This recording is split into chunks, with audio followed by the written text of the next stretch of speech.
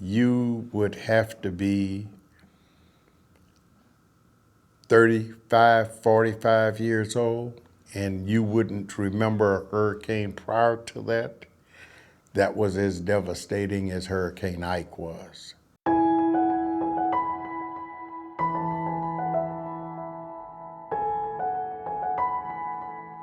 I'm Leon Phillips II, born and raised in Galveston, Texas in 1948. Retired from American Airlines as a skycap. Have a janitorial service that I've had for the last 33 years that I still operate. My name is Jonathan Henry. I'm 14 years old. I'm from Galveston, Texas. I attend Ball High School. I'm a freshman. I just love my family. I just love being around people. Growing up here in Galveston it was great. This is an island. How much better can it get? Galveston, it is wonderful. It's crazy at times, but it's just wonderful. I love being around Galveston. I love Galvestonians. The people in Galveston are wonderful. We have all types of ethnicities here. White, black, Mexican, you name it. It's all here in Galveston. Sunshine, palm trees.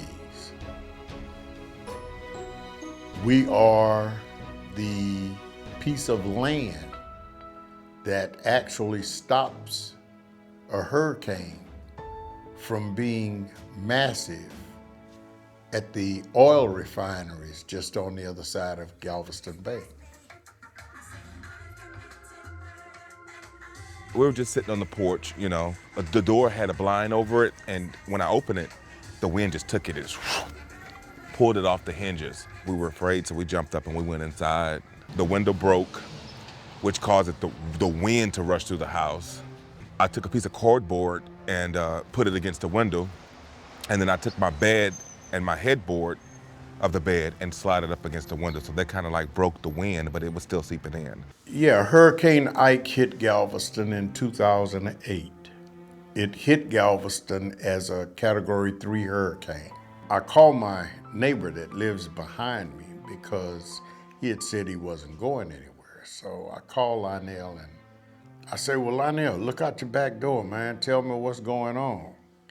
He said, man, it's water everywhere. So he went to his back door and he looked out. He said, the hood of your truck is underwater. I said, what?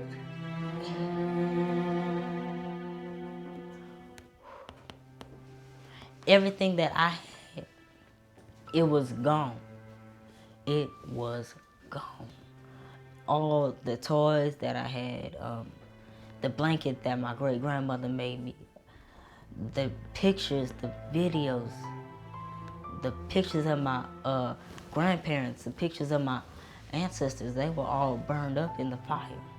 I lost my windows, everything throughout because I had furniture down the hallway too that I couldn't fit in the room.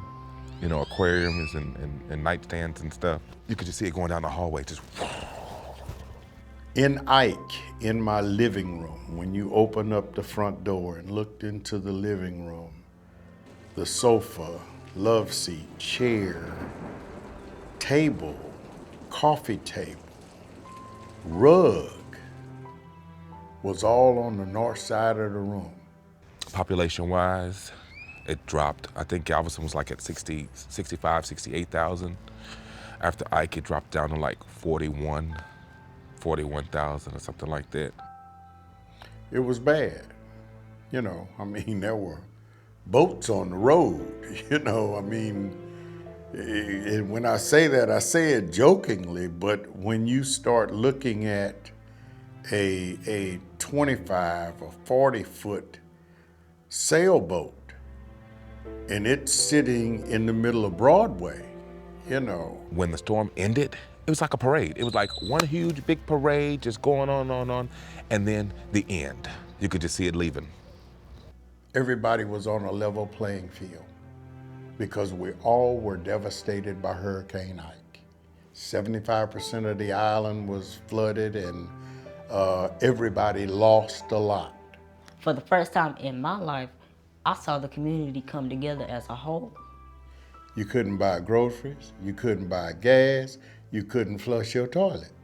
We had to go to food trucks, the hospitals were closed, and everything was just shut down. But during that time, the community, we all came together to support one another, to just lift each other up. It wasn't the wind that destroyed the island, it was the water that destroyed the island.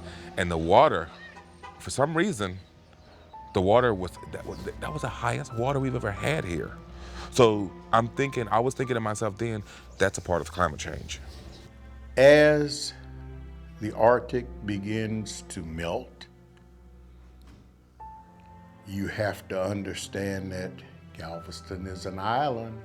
You hear scientists talk about like global warming is gonna happen and stuff like that, and you don't believe it at first until you actually see something of it. When I left Galveston in 1967, our beaches was almost a block away from the water.